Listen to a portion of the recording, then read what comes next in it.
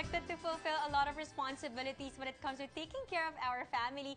Kaya nga madalas, ito ang nagiging goal natin sa buhay, ang maging isang ideal mother. But sometimes, striving to be the ideal mom compromises our health and well-being, not only physically, but also emotionally. True. So the question is, how do we deal with this? And do we really need to work so hard to become the ideal mom? Yan ang pag-usapan natin tonight sa Mars Sharing Group. Uy, ang ganda ng topic, Na-stress ako, Na-stress ako sa pagkaka-ideal, ma'am, ha?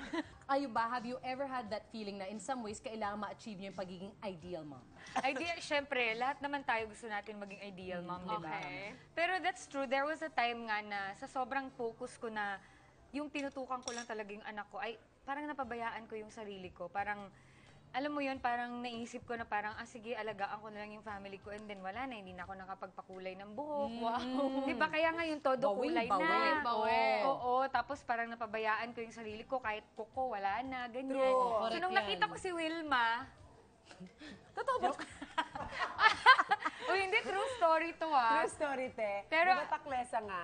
Okay. Nakita ko siya. Uy, hindi, pero alam mo, I really liked it na sinabi niya sa akin yun. Kasi doon ko na, Wake up call. na-realize na, na wake up call ako bigla na parang, oh my God, talaga. Mars, wait lang. Kailan nangyari to? talaga. How many Matagal years na ago? to. Mga matagal na, mga Maliit pa si history Bagets. ago. Diyos. Saan kayo nagkita? Sa show nila dati. Okay.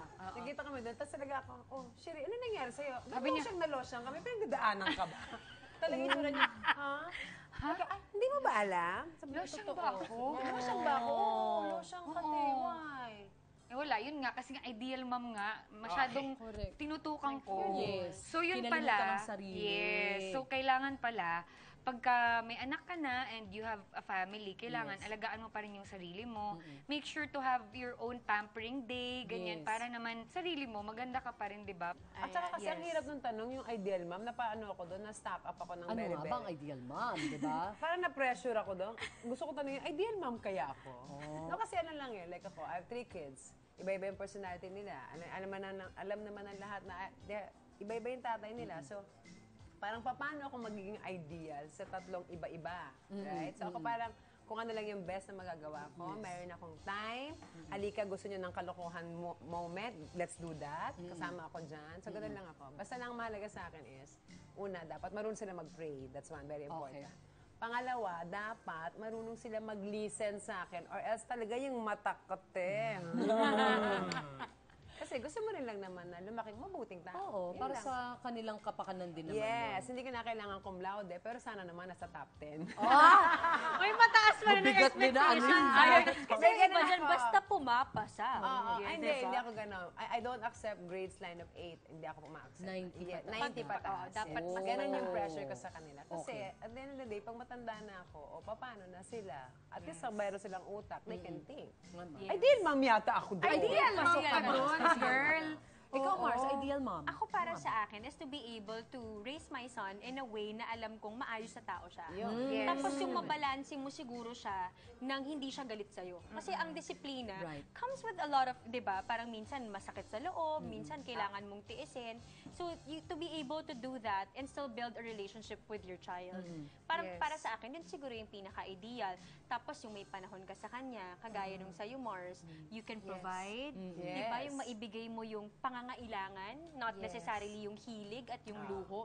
Hindi ko talaga yun tinotolerate. Yes, correct. Yun Tsaka for me. para masabi nila sa'yo yung mga problems nila. Kasi ngayon, nowadays, yung mga kids, iba na yung mga utak Iba yung, nila. oo, hindi Iba nila na kasi mga parang may problema mga nila. secrets na sila.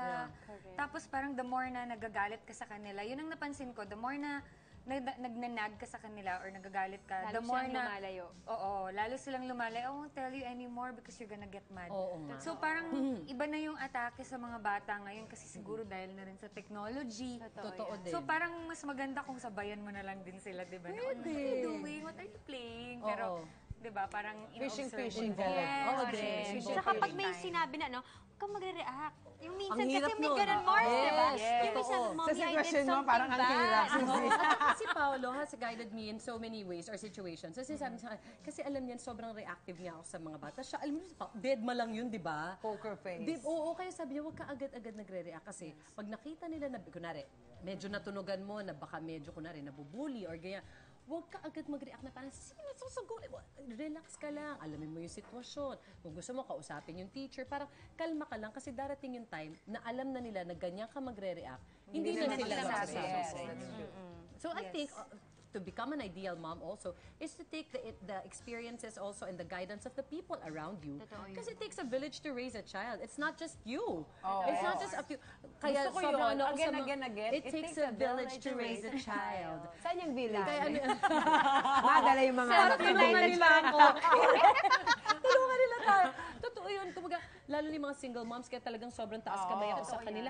Napakahirap ni wala ka man lang mahingahan ng sama ng loob or frustration at the end of the day, di ba? Pag habang nagpapalaki ka ng bata. Pero sa awa ng Diyos, nandito yung mga nanay natin. Yes, tatay, extended. kaibigan, Yung kapatid, extension. na Kasambahay. tumutulong, correct. Yung villagers. Yung mga villagers. Yes, May so stick with importante. wisdom too. Oo. Ito naman, as an individual, ano-ano yung mga bagay that help you stay healthy, physically, emotionally, spiritually, at kung ano-ano pa? Ayan. Ako, Mars, tinry kong mag-gym ng mag-gym as Okay. much as possible. And then, dumating yung time na medyo nag-tone down ako sa gym.